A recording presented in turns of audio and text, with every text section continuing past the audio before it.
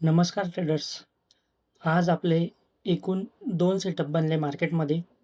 पहिला सेटअप त्याच्यात मी एका चुकीमुळे मला लॉस झाला. बट सेकंड सेटअपने माझा लॉस रिकव्हर केला आणि वरून प्रॉफिटसुद्धा दिला.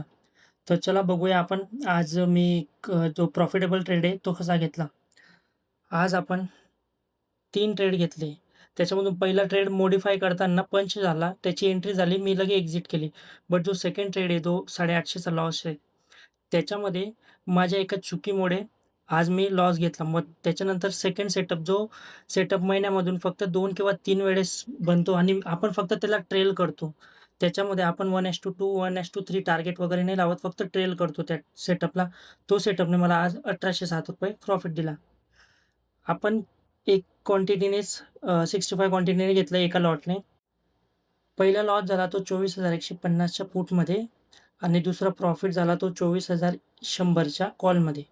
आज या ठिकाणी आपला एकदम युनिक सेटअप बनला. हा सेटअप फक्त महिन्यामधून 2 किंवा 3 वेळेसच बनतो.